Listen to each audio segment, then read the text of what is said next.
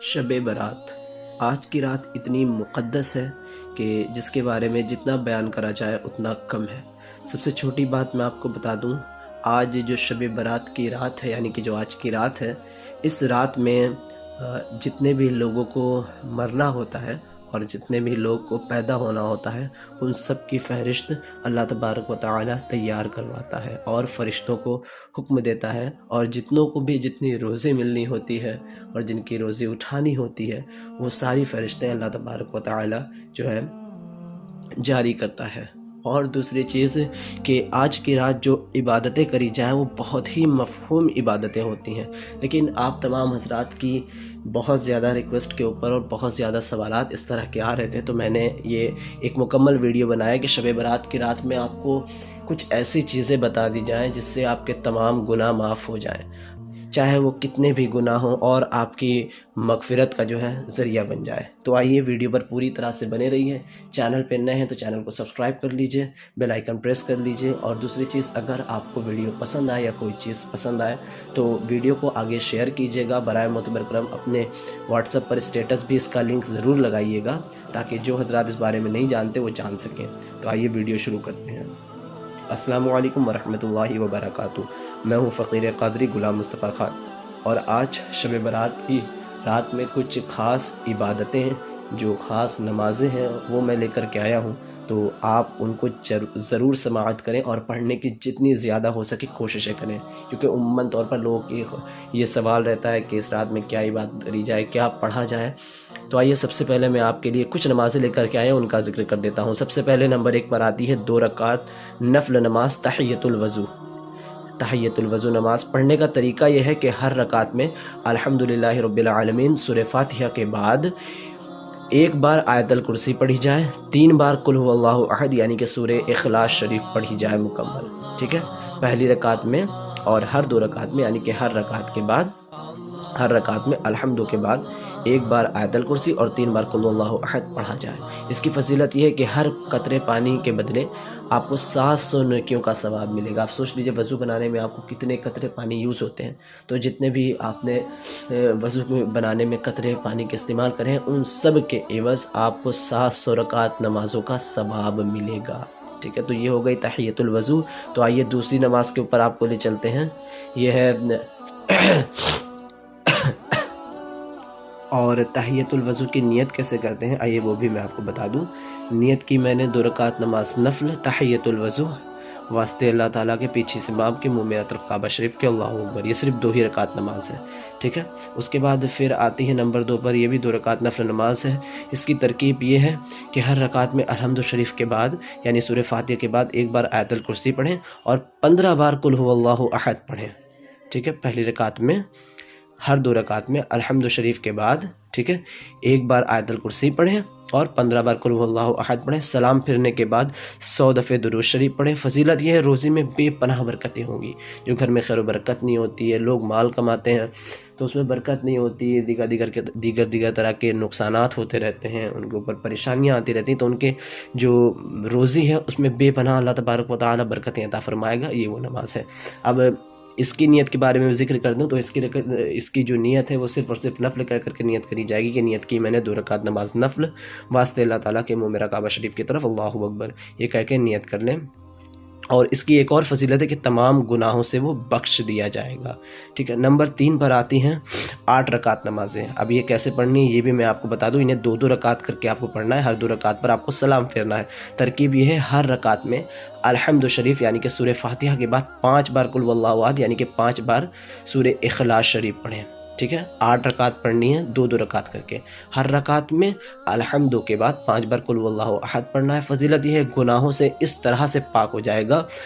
جیسے کہ ابھی ماں کے پیٹ سے کوئی بچہ پیدا ہوتا ہے تو آپ دیکھیں اس کے اوپر کوئی گناہ نہیں ہوتا، کیونکہ وہ ابھی پیدا ہوا ہے، ٹھیک ہے، وہ ابھی دنیا میں آیا اور یہاں سے اس کی روزی لکھی ہے اور یہاں سے جو ہے اس کے گناہ اور ثواب سب لکھے جائیں گے، ٹھیک ہے۔ اور دوسری چیز، اس کی دعائیں قبول ہوں گی۔ ہم لوگ یہ سوچتے ہیں کہ ہماری دعائیں قبول کیوں نہیں ہو رہی ہیں، تو جن حضرات کو لگتا ہے کہ ان کی دعائیں قبول نہیں ہو رہی ہیں اللہ تبارک و تعالی کی بارگاہ میں، تو وہ اس نماز کو پڑھیں، یہ 8 رکعت نماز پڑھیں، اس کے بعد دعا کریں انشاءاللہ تبارک و تعالی کہ ان کی دعا فوراً قبول ہو جائے گی، ٹھیک ہے۔ اب نمبر 4 پر 12 رکعت نفل نمازیں آتی ہیں،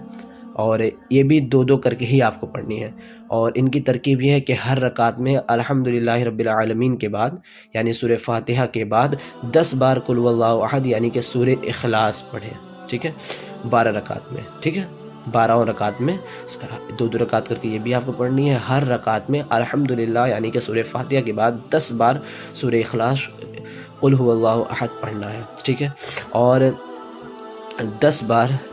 اور پھر جب 12 رکعت آپ پڑھ چکے ہیں، پڑھنے کے بعد جب سلام پھیریں اور بیٹھیں تو یاد رکھیے 10 بار آپ کو کلمہ توحید یعنی کہ چوتھا کلمہ پڑھنا ہے، اور پھر 10 بار کلمہ تمجید یعنی کہ تیسرا کلمہ پڑھنا ہے، اور پھر 10 بار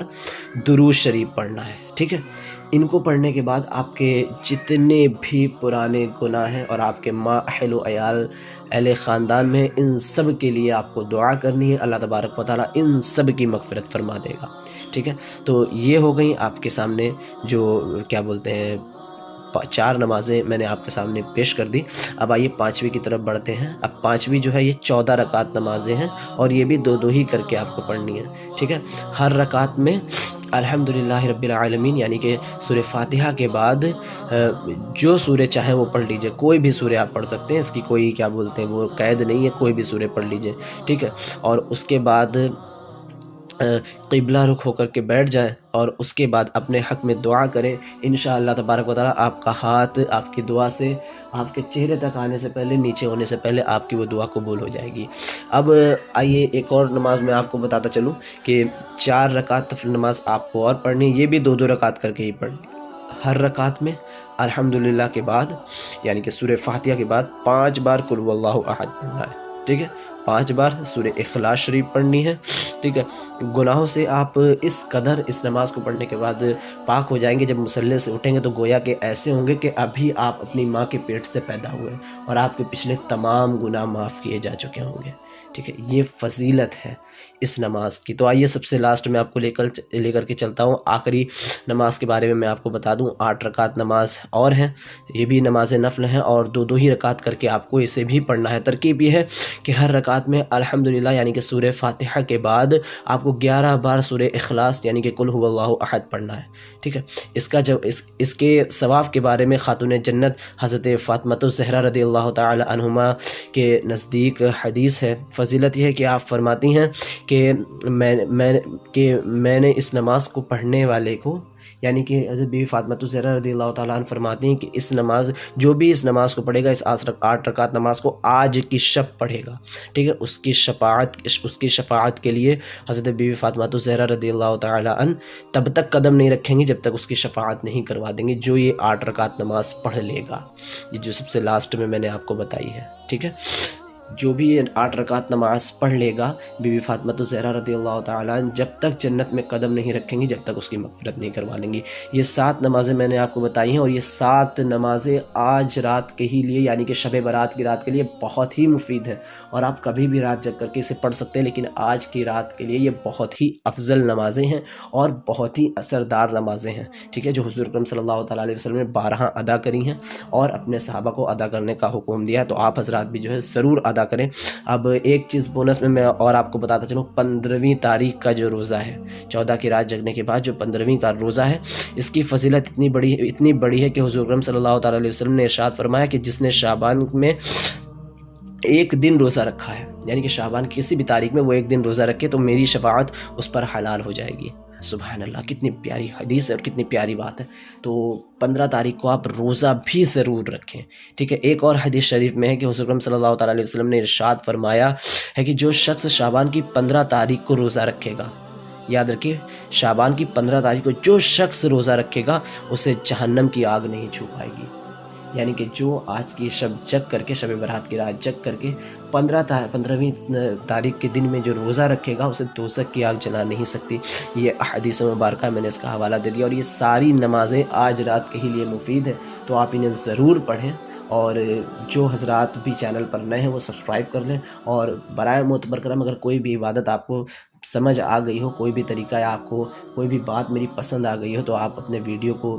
میرے ویڈیو کو شیئر کریں، اور پہلی چیز بھی تو احصال ثواب کی نیت سے آپ اسے شیئر کریں جتنا زیادہ ہو سکے، کیونکہ کیا پتہ کون شخص اس نماز کو ادا کر لے، کیونکہ کسی نے بھی اس نماز کو ادا کر لیا تو اس کا ثواب آپ کو بھی ملے گا اور آپ کے وسیلے سے مجھے بھی ملے گا، کیونکہ جو شخص نیکی کی دعوت دیتا ہے اس کو بھی اتنا ہی ثواب ملتا ہے جتنا کہ نیکی کرنے والے کو ملتا ہے۔ اور کیا پتہ کوئی شخص پچھلی زندگی میں کتنے گناہ کرے ہو اور آج وہ آپ کی وجہ سے آپ اسے شیئر کریں اور وہ اس کو سن کر کے ان نمازوں کو قائم کر کے نمازوں کو پڑھ لیں اور وہ جنت کا حقدار ہو جائے، تو اس کے وسیلے سے آپ بھی جنت کے حقدار ہو جائیں گے اور یہ فقیر قادری بھی جنت کا حقدار ہو جائے گا۔ تو برائے معتبر کرم جتنا ہو سکے ویڈیو کو شیئر کریں، چینل پر نئے ہیں تو سبسکرائب کریں، نوٹیفیکیشن بیل کو آل پر سیٹ کر دیں اور اپنی رائے کمنٹ باکس میں ہمیں ضرور دیجیے، کیونکہ آپ کی ایک کمنٹ سے بہت زیادہ موٹیویشن ملتا ہے ویڈیو بنانے کے لیے، ٹھیک ہے۔ امید کرتے ہیں کہ جن لوگوں نے بھی یہ سوال کرے تھے کہ کوئی خاص عبادتیں بتائیے، انہیں ان کے مکمل جوابات مل گئے ہوں گے۔ آپ کی نیک دعاؤں کا طالب فقیر قادری غلام مصطفیٰ خان، اٹھے جب بھی ہاتھ آپ کے دعا کے لیے، ہمیں نہ بھولے گا خدا کے لیے۔ السلام علیکم ورحمۃ اللہ تعالی وبرکاتہ۔